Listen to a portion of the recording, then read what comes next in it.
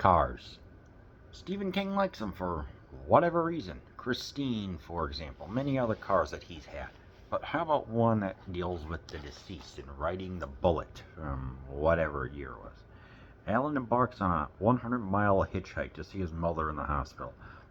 Along the way, he must confront his many demons, both living and dead, and in the end make the ultimate choice that will mean life or death for him and his mother. Well, let's see. Scary, haunting, and surprisingly emotional, says Toby Hooper. Yes, that's right. And Riding the Bullet delivers the shock, says Frank Darabont, writer director of The Green Mile and Shawshank. And yeah, the best of my independent films made from my works and Stand By Me, says Stephen King, a film by Mick Garris. I like this one. It starts off funny, 1969, a couple of people are smoking marijuana, and he receives the news that his mother is having cancer. She doesn't have long to live. So it's like, alright, 1969, obviously no cell phones could call, but that doesn't work. So it's like, what is he to do? Well, goes on 100-mile journey. I don't know. He starts off, and it's like, yeah, you can tell. It's like, hey, Jonathan, whatever his name is Jonathan Jackson is fine in this. I liked the, I guess, duality of how he has his ghost or his spirit, his conscience or whatever, telling him to get the heck away from these people because if one of them could be deceased or whatever. So he's trying to wrestle with his demons himself in there, but he's also got his two stooge friends, I guess you could call them, and he's also dealing with his girlfriend who gets tickets for a John Lennon show post-Beatles breakup. And, it's setting the mood for 1969. So some of this is indeed based on nostalgia. And meanwhile, a kid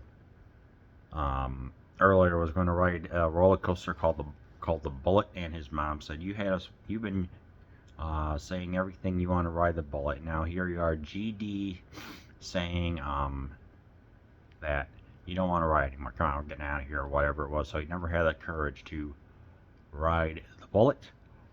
And in this case, when he stumbles his way into a graveyard and he sees a guy named George Tomas or whatever, I don't know, as a spirit that is restless and will pick up hitchhikers. This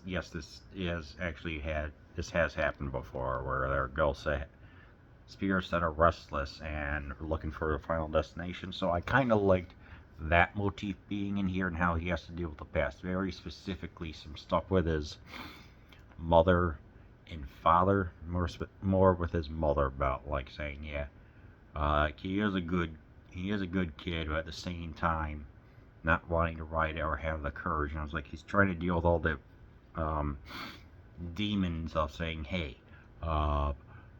you need to figure stuff out, And, it's like, he starts to drive with some people first, his ghost or whatever saying, his alter ego saying, yeah, this person could have been, like, deceased or whatever, but it's just like a regular guy, It's like, he's driving, he's dealing with going through the rain and everything else. I'm just like, I know part of this is the journey, but in my opinion, the movie does pick up right when David freaking Arquette comes in, and it suddenly becomes a ride from hell, truly, as the ghost is like saying, hey, you have a choice, either you can live or your mother lives. What choice are you going to make? So now we have a hell car, if you will. Well, meanwhile, he's driving and trying to, like, wrestle and get out and everything else. And I was like, yeah, I mean, it's fine. I mean, Arquette acts over the top and great, which fits the boiling tension. I liked it. I liked the boiling tension, and I liked the transition from how things were, kind of, smooth in the beginning, it just increases from there. I like that, and I think that, that may resonate with some people. Other people may be like, I don't like how it suddenly just becomes a scare-a-thon in the beginning when, um, like how some people say, or how the mother suddenly just appears as visions or whatever, when they could have just, I don't know, in my opinion, left it towards the end, left it more ambiguous. I don't know. That's just me. It's like, at 90 minutes, it's not bad. It is a very straightforward, still a dang good movie. Yeah, 98 minutes. It's not boring. I will say that. So, there are some couple of anachronisms I noticed. They mentioned Cheech and Chong in 1969, their debut comedy album featuring Dave's Not Here, Man. Came out in 1972. And also, what was some 1980s lingo in 1969, or Wicked, or Awesome, or whatever. Yeah, I don't know. They just didn't get that right. That was just something small, I know. So, it's like in the beginning, the friends just were kind of there just to set the mood.